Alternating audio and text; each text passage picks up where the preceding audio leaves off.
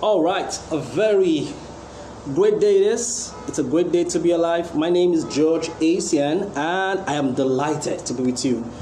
All right, so folks, we said by 10 o'clock, we started a bit late today, but a few minutes after 10. So if you're online, we would appreciate it if you can just indicate, come online and let us learn ideas that will help us succeed as public speakers. Today, we will talk about the 15 global laws of public speaking. Apparently, we will not be able to, talk about everything, but hopefully, we will look at a large chunk of it. So get your notes ready. Get your notes ready. Get your writing pad ready to take down a lot of notes about public speaking. Let me say a few thoughts about public speaking. Public speaking is the art of speaking to a group of people, not less than one, two or more, face to face, heart to heart. Is the art of sharing your thoughts, of communicating using language. Public speaking is a global skill. Public speaking is a global skill. What that means is that it will be relevant anywhere you are. Whether you are in Ghana, you are in Lagos, you are in Abuja, wherever you are, public speaking will come in very, very handy for you. And you need to learn public speaking. Public speaking is an eternal skill. If you know how to speak very well, if you know how to craft words, how to use words, what happens is that people begin to document the words that you have been saying. And many years after, people will start, quoting you. Your spoken word becomes a written word.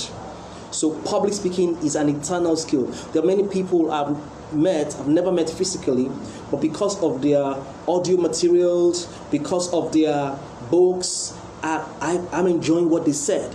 So by learning how to speak in public, you make yourself literally immortal. You do not die. You do not die because you have mastered public speaking. Public speaking is also a superior skill. Write that word down. It's a superior skill. Communication conveys clout. Communication conveys clout. What does clout mean? Communication conveys influence. When you see a person who can speak well, he's presumed to be a leader because speakers are leaders. The language of leadership is public speaking. So you cannot say you're a leader and not be able to effectively speak. So what happens to you is that because you can speak, you begin to rise the corporate ladder. It doesn't matter what cadre of the corporate ladder you are right now. If you learn how to speak, if you master speaking, you start rising. When you start up in the corporate circle, usually emphasis is on the technicalities. So you notice that people who are down the corporate ladder, the emphasis is on, how technically good are you? How technically good are you? But as you rise the corporate ladder, emphasis is on your leadership and emphasis is on your ability to communicate. So I've said that communication or public speaking is a global or universal skill. Public speaking is a superior skill. Public speaking is an eternal skill. And let me also say this to you. Public speaking is an obligatory skill. What do I mean by that? By obligatory skill, I'm saying that you really need to speak. So there was this lady who joined a multi-level marketing organization, and somehow she convinced a woman to join her business. And then, but she's actually a very shy person. She was a shy person. And then all of a sudden, this lady she invited to join her company went to meet her mama in church. And the mama was excited and gathered together 1,000 women. and said to her, all right, call your upline, come, let her come and talk to these 1,000 women that are put together. So this lady who was a newbie, who was a new recruit, went back to tell her upline. The upline who had not done public speaking before was like, no, please don't do that. I can't speak in public. I do not do this. I can't do that. Please, can't you do it? Can't I call? Eventually, long story short, that lady who was running away from public speaking had to go and speak. And she also saw the need now to master public speaking. At some point in your life, the mic will be given to you to share testimony, to give a vote of thanks, to do an acceptance speech, to receive an award, to give a keynote address. Communication is obligatory. In your workspace, at some point in your life, there will be need for you to speak. So it's important that you learn it. Today, we'll look at the 15 laws. The 15 laws of public speaking. These laws will guide you. It will enable you to be able to better speak, so that it doesn't matter what setting you are, wherever you are. By understanding these laws and applying them, you become more effective as a speaker. You become a talk of the town because your influence will increase. By understanding these laws, you will increase your confidence level. By understanding these laws, you will no more be afraid. One of the fears a lot of people have is glossophobia. Now, glossophobia is what we call stage fright in public speaking. Now, glossophobia is a combination of two words, glosso and phobia. Phobia meaning fear, glosso meaning tongue, fear of the tongue. So when you have an understanding of the laws, when you have knowledge of the laws, it will bet in you confidence. Knowledge bets confidence. Knowledge bets confidence. Thorough preparation helps you gain mastery. And part of preparing thoroughly is knowing about the laws that govern a particular concept. When you go to an institution, when you go to an area, you want to understand the laws, the rules, the principles that guide, that govern, and your laws. And we'll get into them in a short while. Let me just get into laws. The first major law of public speaking is the beginning of the laws of public speaking. Number one is the law of purpose. The law of purpose. What do we call the law of purpose? We call the law of purpose outcome thinking. You do not begin a public speaking journey or speech projects without having begin with the end in mind. Purpose is vital. Not having purpose for your presentation is not having structure. The real essence of public speaking is having purpose. So you ask yourself, why am I giving this speech? Why am I giving this speech? Why am I doing this presentation? And actually, there are 5 reasons people give presentations. Number one, people give presentations for information. They want to share valuable data. So you're found in whatever platform. So we speak because we want to inform people. So information is one reason people give speeches. So you want to ask yourself the question, am I giving this speech, this presentation, because I want to inform? The second reason people give speeches is to instruct. Some people are leaders or managers, and so in giving speeches, they instruct. Purpose. This speech I'm about to give, do I want to give the speech to instruct? Or people give speeches to educate? So you're asking yourself the next question, am I giving this presentation to educate? So people give speeches to inform, people give speeches to instruct, people give speeches to educate. I'll tell you what, people give speeches to entertain. So you're asking yourself the question, am I giving this presentation to entertain? And then finally, people give speeches to persuade, to influence. So the first thing you want to, why are you giving that? Why are you giving that speech? Why are you giving that speech? The law of purpose, that's the first law. And you've got to clarify it. You've got to have, we call it outcome thinking. Now, when I go to speak in any environment, I usually ask the host, all right, what do you want me to do? Do you want me to raise money? Do you want me to sell products?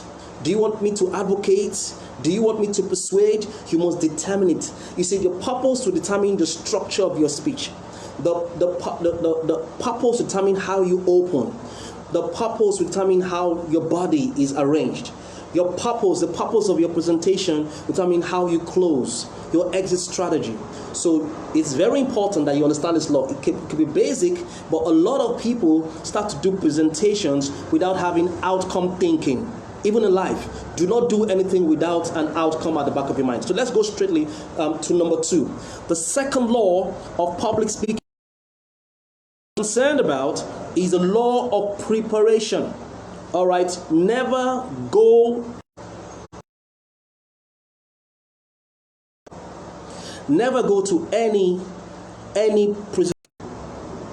When can you say that a public speaker is prepared? It's good to see you. The law of purpose. When can you say a public speaker is prepared? When, pay attention now, this is very, very important. Don't forget this. A public speaker is prepared when, number 1, he has a grasp of his subject. He has his content put in place. And that's vital. And we'll look at that. But a lot of times, people think that just by having a grasp of the subject is all there is to preparation.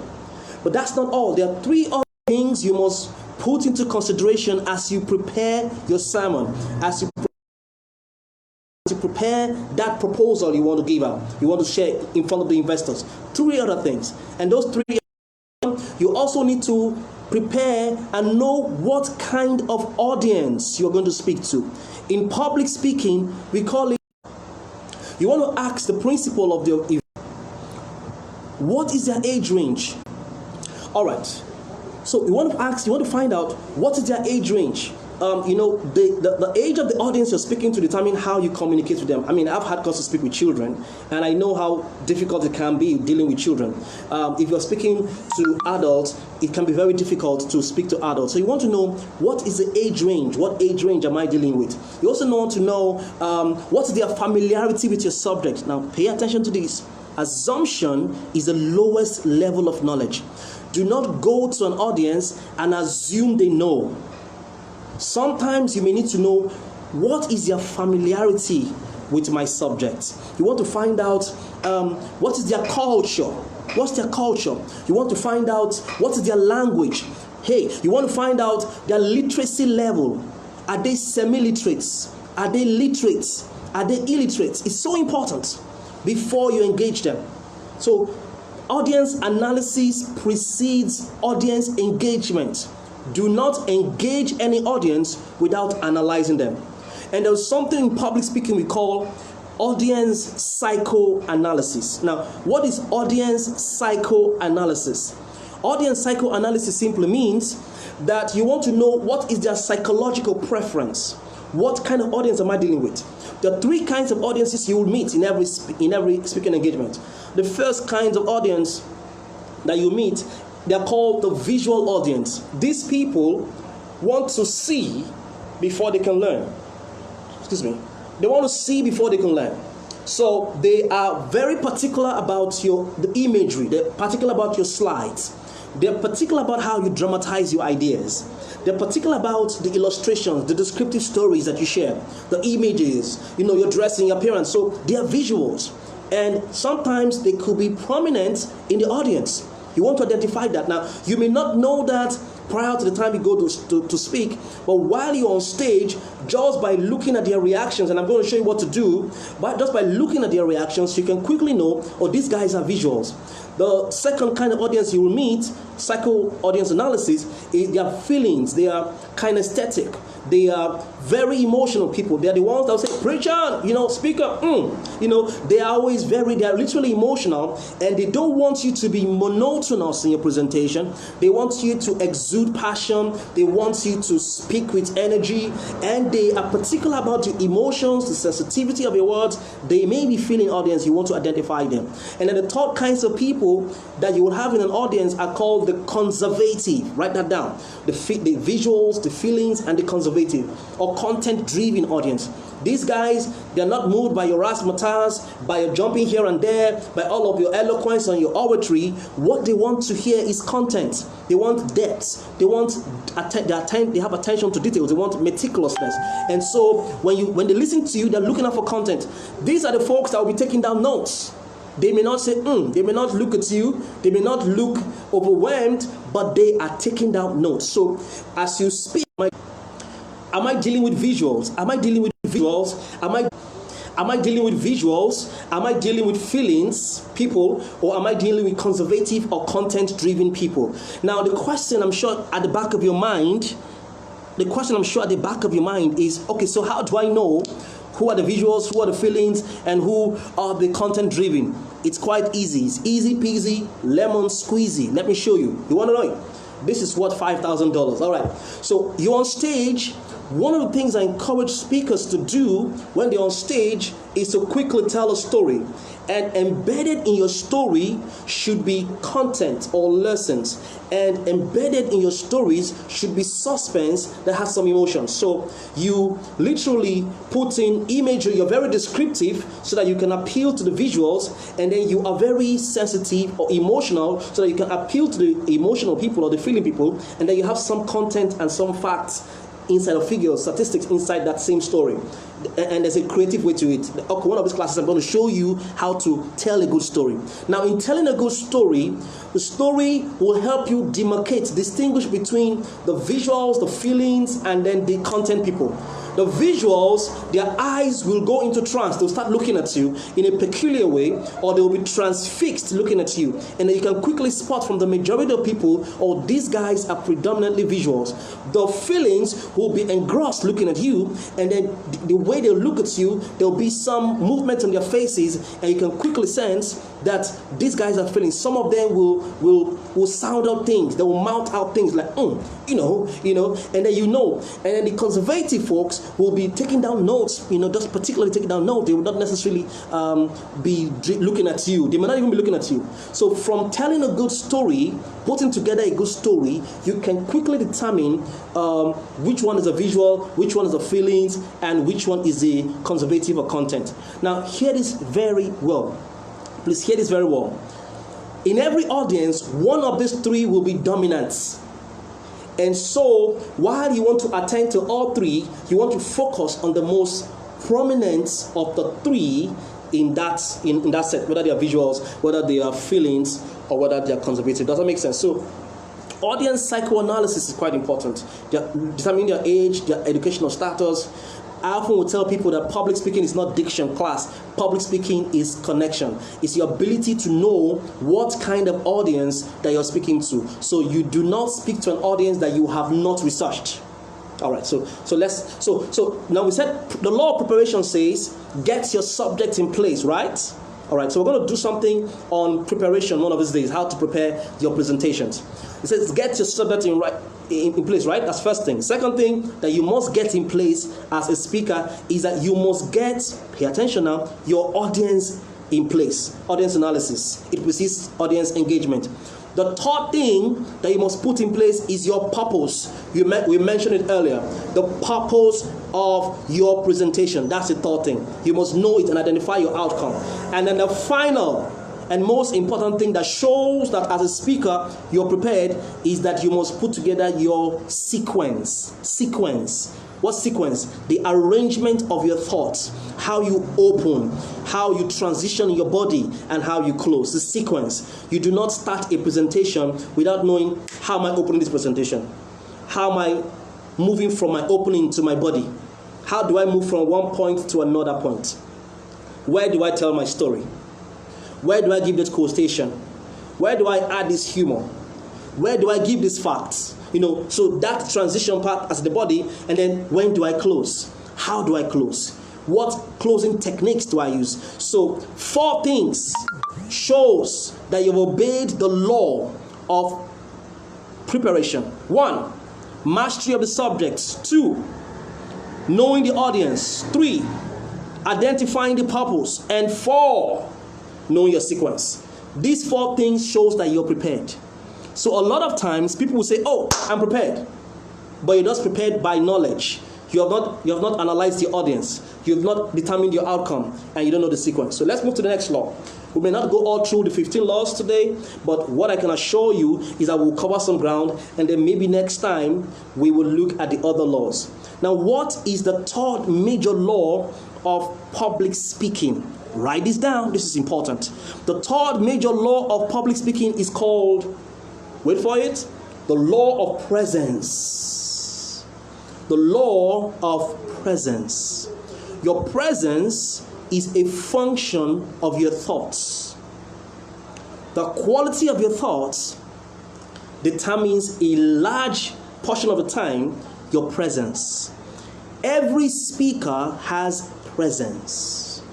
Aura. Your aura or presence is your charisma. A major part of the influence you will have on the audience is your aura.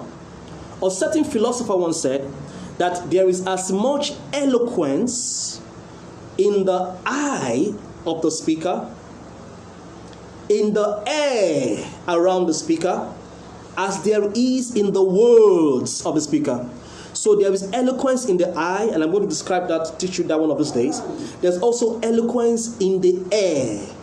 When a speaker walks into the stage, he comes with him an air, an aura. And that aura is as a result of his thoughts. In public speaking, we call it platform presence. Now, in speaking, 3 things will matter.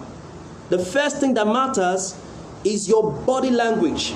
Now, your body language constitutes 55% of the influence you have on the audience. 55%. Now, 55% of the influence you have. So, and your body language, your body right now, is as a result of your thoughts. So your thoughts are in your body. Your body language is your thoughts. Body language is the speaking of your thoughts. Body language is the speaking of your thoughts. And in public speaking, it constitutes 55%. So 55% of the influence, of the impact you have on any audience will come from your body language. So we can therefore say that part of your aura comes from your body language. And your body language is the speaking of your thoughts. There was a nexus between your thoughts and your body configuration. Does it make any sense at all to you? All right. So the next thing that's important in communication is your tonality, the way you sound, your vocal variety. In public speaking, we call it inflection. Another technical term for that is prosody. So how you sound. It also constitutes 38%. Body language, 55%. Tone, 38%.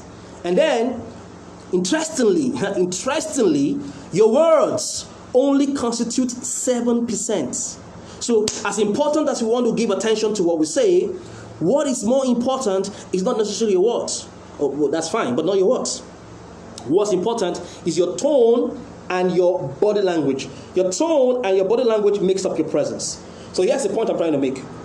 Everybody who's a speaker has presence. You have presence. Now here's what you must do. Hey, listen to me and listen to me real good. You must cultivate your presence. Write that down in your notes. Cultivate your presence. Let your light shine. Carry yourself in a manner that projects your charisma, that projects your personality. If you have stage fright, it will affect your presence. Now, there are 2 kinds of controls. 2, write that down in your notes. 2 kinds of controls you must have as a public speaker. The first control is called self-control. And that's where we talk about stage fright. Stage fright. We'll deal with that in one of these classes. The second kind of control is called stage control. your presence. So the law of presence, you must be willing to project your presence. It's so important. So important. Am I making sense? Good morning, everybody. Udeme Idems, nice to meet you. Udeme is asking, I now know the group. Okay, I now know the group I fall into. What group do you fall into? Can you tell us what group you fall into? Josh, it's good to meet you. Good morning, everyone. Becky, hi, Becky. Good morning, Becky. It's good to know that you're online. I hope you're taking down notes. It's important that you take down notes because a lot of people don't take down notes. I'm giving you so much quality information, and I need for you to take down these notes and that you can reflect on them again and again and again. And then you know what? We're going to be giving so much quality information. Oh, Udem says she's a conservative. Are you for real? I've met you before. I don't think you're conservative. Perhaps you're a blend. Joy, good morning. Good morning, good morning. So, we're talking about presence. And Akinede, thank you. Thank you for what? All right, so we're talking about presence. So, you need to cultivate your presence. So, we have this course that we teach called Platform Presence. If I walk into your room, I come with my presence. If you walk into my office, you come with your presence. If you go anywhere, you come with your presence. If you go on stage, be conscious of your presence. Be conscious of your presence. It's a law. It's a powerful law. Be conscious, be particular about your presence. And I've said your thoughts determine your presence. I've also said the way you dress determines your presence. Okay, you know what? There was a class on that. There's a class on that. There's a teaching on platform presence, how to literally project, how to create your own atmosphere. Because everyone has his own atmosphere. So we're going to learn that. And if you want to go ahead of me and get these materials, what you can do basically is that at the end of this presentation, I'm going to add what you can do. You can get videos of all of our classes, and one of those classes there talks about how to get your presence. So let's move to the next one. The next law. I think it should be the fourth law. Now, the fourth law is the law, hello, you don't want to miss this one, is the law of protocol. What did I say? The law of protocol. And I want you to pay attention to this because this is quite important. A lot of speakers miss it out here. Now, one of the things you must quickly identify is the settings of public speaking. So there are different settings of public speaking. Settings. For example, we have what is called informal setting. In an informal setting, you can come out and say, hi guys, what's up? How you guys doing? What's up? You know, that's an informal setting. There is no protocol. There is no need. All right, so you can dress with a jean, you can dress with a t-shirt. So it's an informal setting. All right, we also have what is called a formal setting. Like in a business meeting, what governs a formal or political meeting? What governs a formal setting? Protocol. Protocol governs a formal setting. There's a way to call him, to identify him. You know, it's very important that we understand those dynamics, the mechanics and dynamics, quickly identify what kind of protocol that you are talking about. Now, this is so important, and I wish you can talk in your notes and make sure that you refer. And then, honor, not humor. The MC or the compare, effective. Honor, not order. Order is very important. So the good MC, that spectacular MC, is the MC that knows how to arrange things. Yes, you can put a little bit of humor, but you must be particular about honor. So the law of protocol says that we have formal settings, know how to deal with the formal setting, informal setting, that's another kind. Special occasion settings. There's a way to receive an award. There's a way to give a valedictory. There's a valedictory speech. There's a way to give an eulogy. There's a way to receive an award. There's a way to give a presentation. So there's a special occasion kind of setting, and there's a protocol around it.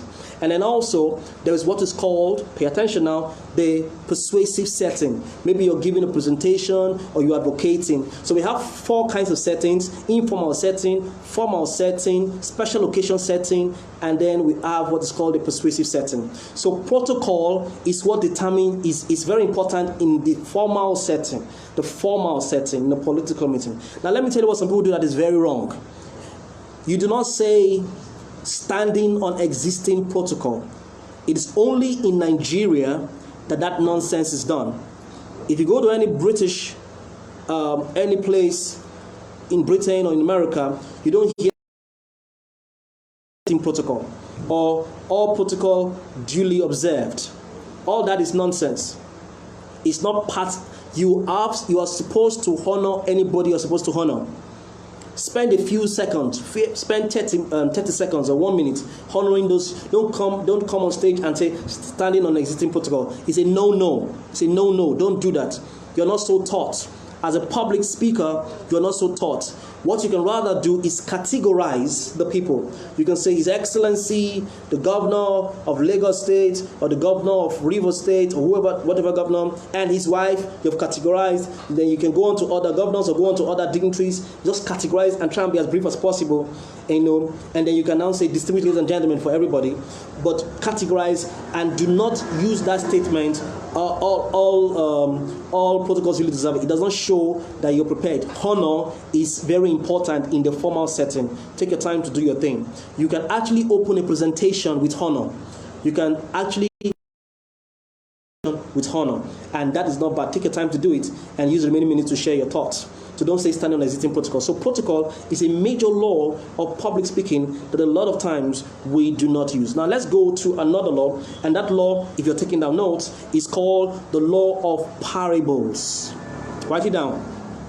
The law of parables. What do I mean by parables? Do not give any presentation without a story. No. Do not give any kind of presentation without interjecting, spicing it up with stories. Stories are the currencies of every human interaction, every human contact. And if you want to be a lot more engaging, then you want to be a storyteller. You want to tell a lot of stories. If you listen to great speakers who are motivational speakers or public speakers, they tell a lot of stories. They tell stories again and again. There's this TED Talks presentation by, what's her name again? Chimamanda. If I have it, I'll upload it and you guys can watch it. She interspiced her presentation with stories, because stories quickly appeal to the visuals and they also appeal to the feeling people. So tell stories. Begin your presentation with a story. You can actually begin your presentation with a story. Don't ever give a speech without telling a story.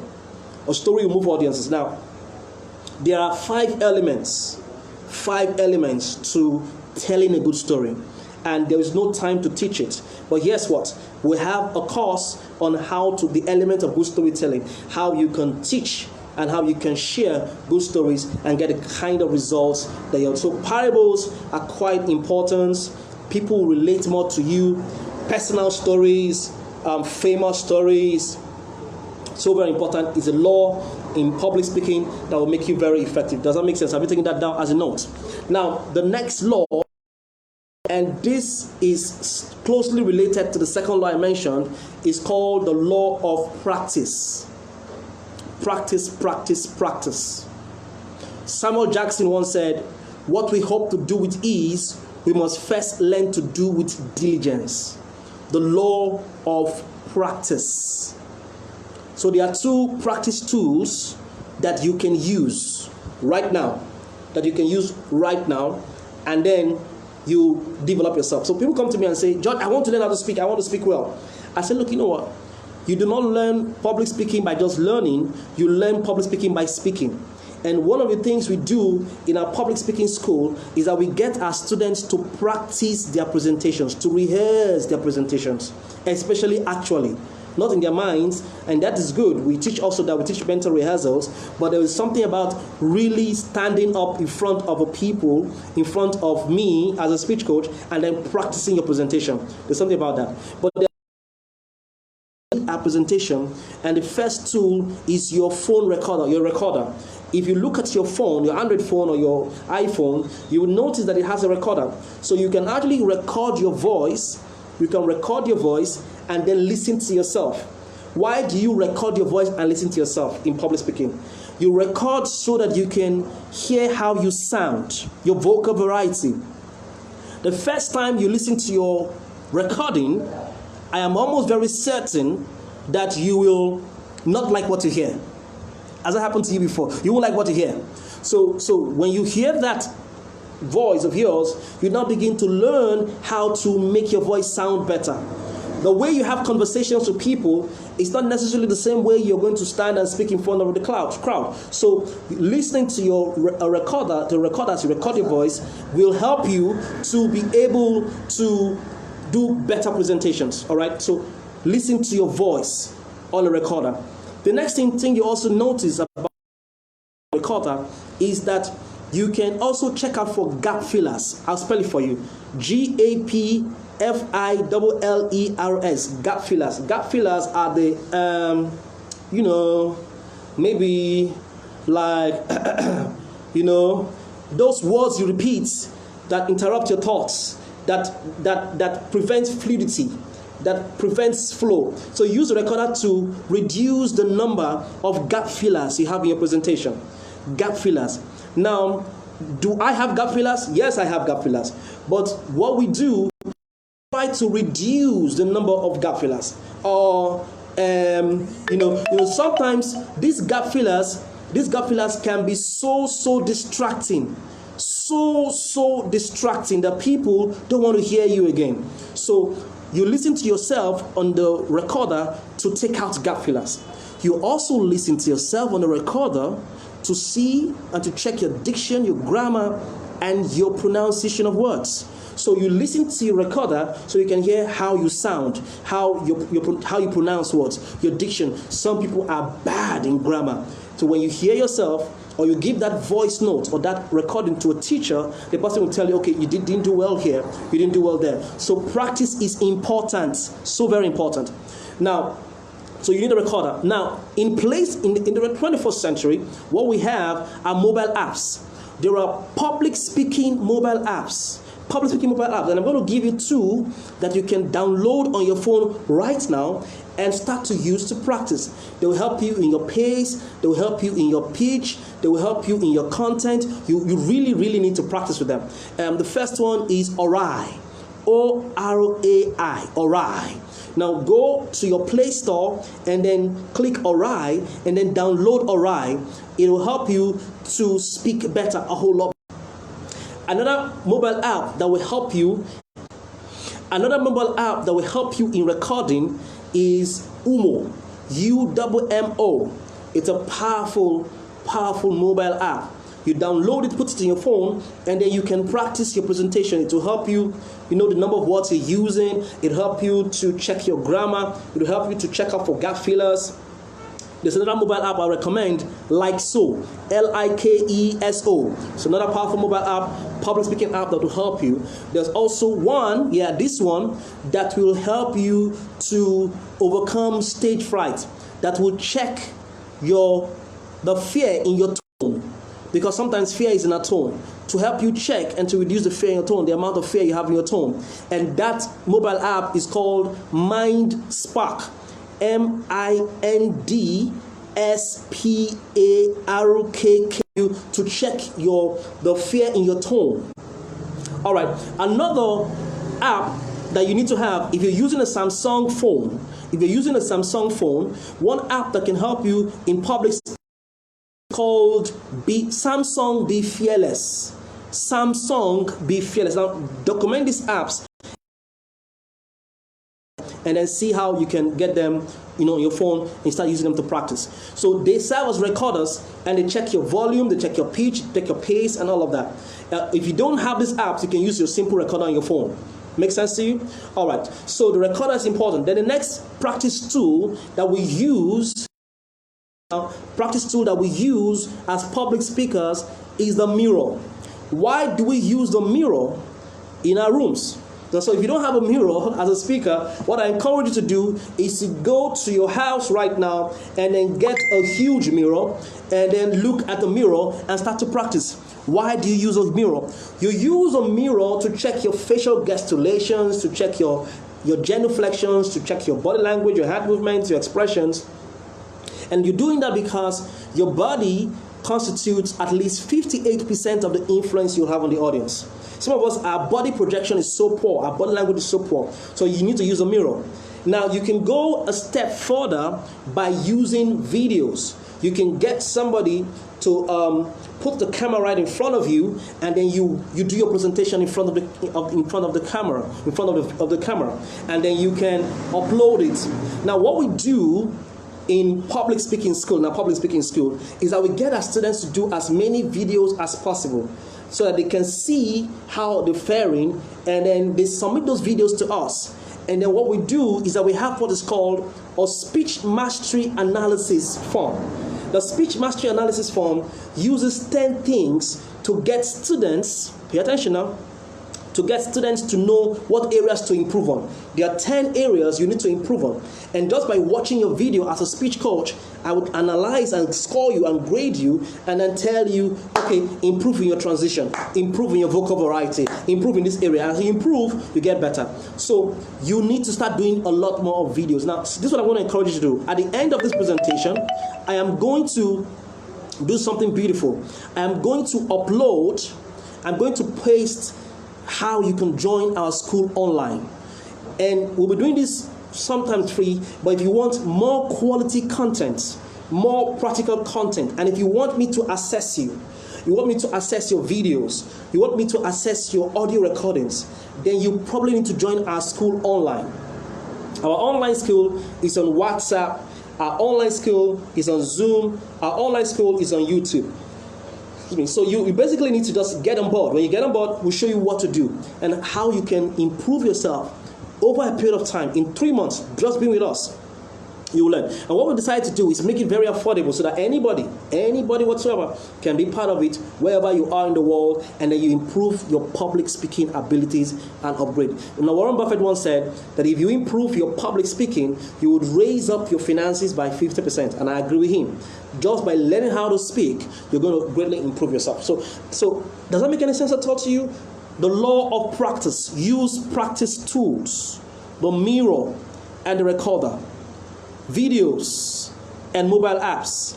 That is how to improve yourself as a public speaker. So we're going to look at two more laws, and then we will call it a day. Now, there is what is called the law of the pause. Write it down. I think some students are with me. The law of pause. P-A-U-S-E. What does a pause mean? A pause is the comma, the full stop, the exclamation mark, the interruptions in your speeches. The interruptions in your speeches is the pause. A pause is used to grab attention. Let me give you a scenario. So there's this wedding you are involved in. You go for the wedding, and then in that wedding they say, George, come and give a toast. Or come and give a toast for the bride and the bridegroom, or the bride and the bridegroom, or the couple. They're now married. They want you to give a toast. Or for the bride, or for the bridegroom, because I'm the guy now, right? So you go there with your glass of wine, and then as you're about to give the toast, people are making some noise. They're talking here and there. They're chatting. And you notice some very poor speakers. You know what they start to do? They would all of a sudden start to speak while the noise and the chatters are going on. You don't do that as a speaker. You stay silent for 5 to 6 seconds. And listen to me, 5 to 6 seconds pause is a long time. You stay silent until people's eyes are averted towards you, until people start looking at you. People start wondering, you're supposed to do a toast, but you are just standing there not saying anything. That means something's up. So they will stop what they are doing and start to look at you. So you use a pause to attract attention. you use a pause to attract attention. And you can use a pause at the beginning of a presentation to attract attention. You are invited to speak somewhere. The first few minutes, pause, let all eyes be riveted towards you before you do your presentation. In the middle of your presentation, you're giving a speech, and then maybe you say something humorous, and people start to laugh. Do not continue to speak until the laughters on the giggles stop before you continue the conversation. So the pause is used to grab attention, to retain attention. All right, so use the pause. You can use a pause at the beginning of your presentation. You can use a pause in between your presentation, and you can use a pause to close your presentation. A pause indicates to the listeners or to the audience that you're about to say something important. So you want to say something like a quote, you want to give a quote, or you want to share a statistic. You pause, say the quote, and then a pause also tells the audience that you have said something important. After the presentation, you pause. So learning how to use pause is also for style. Pauses are for style in speaking. It's not just to grab attention. It's not just to indicate that you're saying something important. It's also for style. It's what makes speaking beautiful. So learn how to...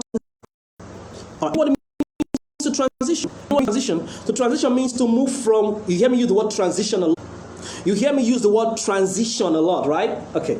Now, if you hear me use the word transition a lot, what that means is moving from one point to another point. And to transition, there are two formulas we use in public speaking. The first one is called the PREP formula. P-R-E-P. I'm not going to explain to you. I'll teach you one of these days. And the second kind of formula is the windshield wiper method. So don't bother yourself. Just get that for informational purposes. But here's the point. Transition to another. You have to learn how to seamlessly move from your thoughts to another thought. All right, and one of the ways that can help you move from one point to another is called the pause. The pause helps you do that. The pause also enables you to catch your breath. It enables you to catch your breath. Ifyok, it's good to see you. Welcome. Mayonnaise, thank you. It's good to know you're learning a lot. All right. It enables to catch his breath. And it also enables the listeners to assimilate what you've learned. So we'll talk more about pauses and how to use pauses in presentation. I'm going to post something right now. And when I post it, what you basically need to do is to, read on it carefully. What you need to do is read carefully and then follow the instructions. I'll just give you hints. Because we know that a lot of people here want to learn public speaking, even though they are speakers, what we've decided to do is that we've decided to make it very affordable. So affordable that you can be part of it. With as little as $5 or less, we can work with you a monthly subscription that can last for up to a year. A monthly subscription that can last for up to a year. So you do a 1,000 monthly subscription, 1,000 naira monthly subscription. That means that you subscribe, and I'm going to give you the list what to do. You subscribe, and then you are in a particular group, in a WhatsApp group, in a Telegram group, in a Zoom group, where on a daily basis, on a weekly basis, you're giving information, thoughts, videos that you can watch. You're giving assignments, and you do speech projects. You submit to me, and I assess every assignment. We have targets, we have speech projects, we have assignments, we have targets. At the end of 3-4 months, 1 year, you are going to be superb. You become the speaker everybody wants to. You become very highly valuable. So with 1,000 naira monthly, you can stay with me and I can personally teach you public speaking for 1 year. Now, and then we're going to be going through the 18 courses that we teach in public speaking. If you want to do, so if you're doing 1,000 naira a month, that means you have to do 12,000 naira.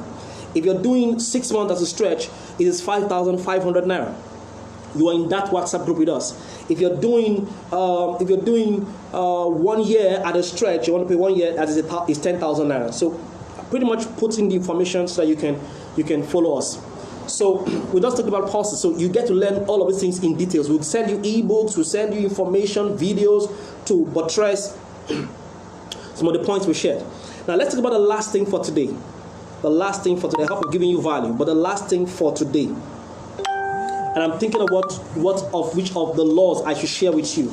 But let's look at the last thing for today. The last law, which is important in public speaking, is called the law of participation. The law of participation. What is the law of participation?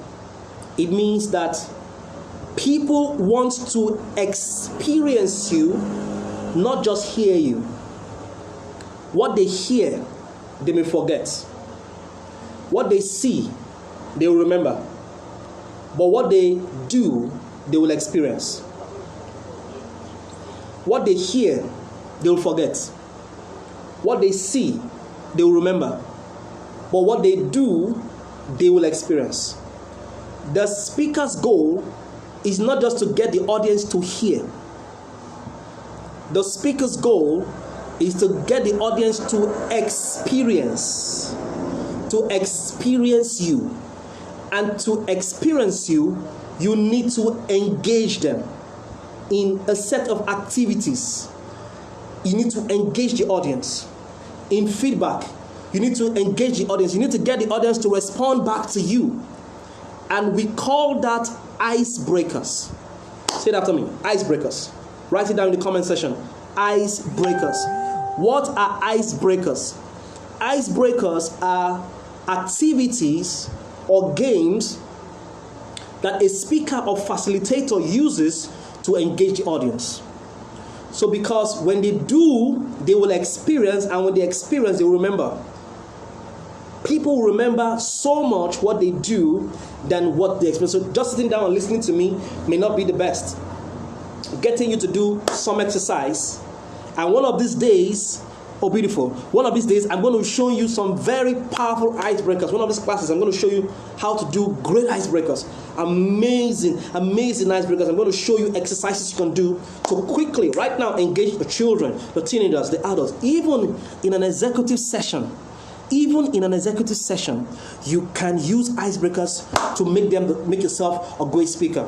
Facilitation is smoother when you do icebreakers. In facilitation, there's something we call role play. So you've got to be dynamic as a speaker. And as a speaker, you can also get the audience to be involved. And to be involved is to get them to remember what you do. What makes Tony Robbins a great speaker? What makes Fela Doroto a great speaker? Icebreakers. He engages the audience from the beginning to the end. Look your neighbor eyeball to eyeball. Shout hallelujah. Wave your hands. Give your neighbor a high five. All that kind of things. Sit down. Jump up. Do all those kind of exercises. We do icebreakers in small sessions. I can get you to do some paper icebreakers. Icebreakers are important. You've got to get them to be involved. Asking questions. Who here wants to be a millionaire? Raise up your hands. Wave your hands. Wave your hands. So icebreakers are important. But here's the catch. Because there's no time to talk about icebreakers. And this is the last thing we're talking about today. There must be a balance between icebreakers, pay attention now, icebreakers and protocol. It is not in every setting that you use icebreakers. So the governor is in a particular place, and then you begin to use icebreakers that are no. So of course, there are different kinds of icebreakers they can use that's suitable for formal settings if you're an MC or compare or giving a presentation. But the choice of your icebreakers has to be in line with the protocol that's available to you. So we've talked about a whole lot of things today. I don't know if I can recap them, but let us go over a few stuff that we talked about. The first thing we talked about today, if you remember, is we talked about the law of purpose. Right? If you remember all the laws we've mentioned in the course of this life, I want you to, it's good I'm seeing Faith, Bolarina, Rinwa writing, I've seen Josh, I've seen Joy, I've seen Udeme, I've seen Goodness Titus watching, I've seen Dorian, I've seen all of you guys doing stuff. But what I want you guys to do now is to write down all the laws that you remembered me talking about.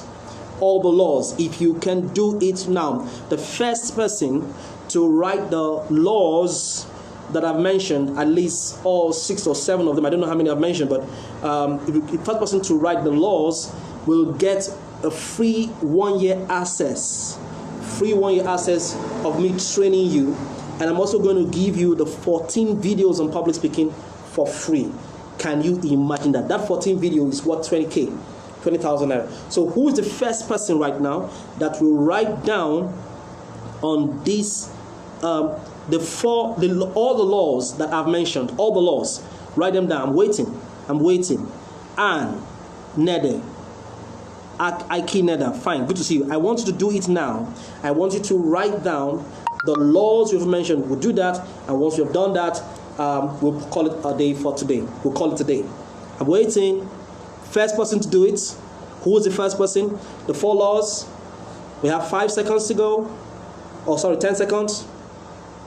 9, 8, 7, 6, 5, 4, 3, 2, 1, 0. All right, so anyone who comes out first, that's amazing. We're going to make sure that we add you up there. All right, so pretty much all we've learned today. I hope you have learned something. Take action. I'm going to be putting something up now. Take action. Share. Oh, beautiful.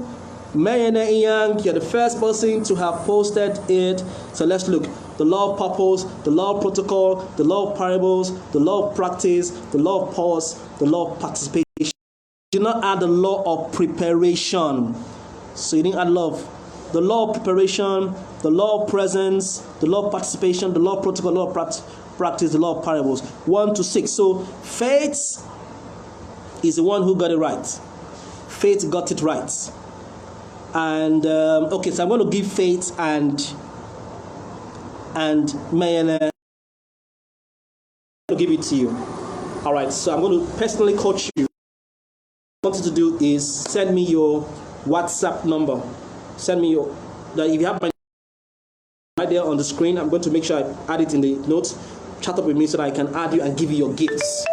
All right. So thank you guys for being part of us today. God bless you. God bless you. God bless you. Join us. Take action. You will succeed. I'm going to leave you with the words of Samuel Jackson. Samuel Jackson once said, and I quote, "What we hope to do with ease, we must first learn to do with diligence."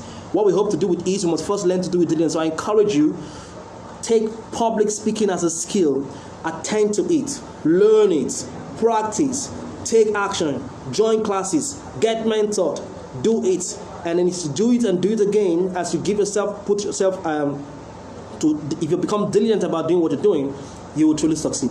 My name is George Asian. Visit my website, georgeasian.com. You can also click on the things I'm going to be posting after this video, and I will see you when I'll see you next time. God bless you and have a great, great day.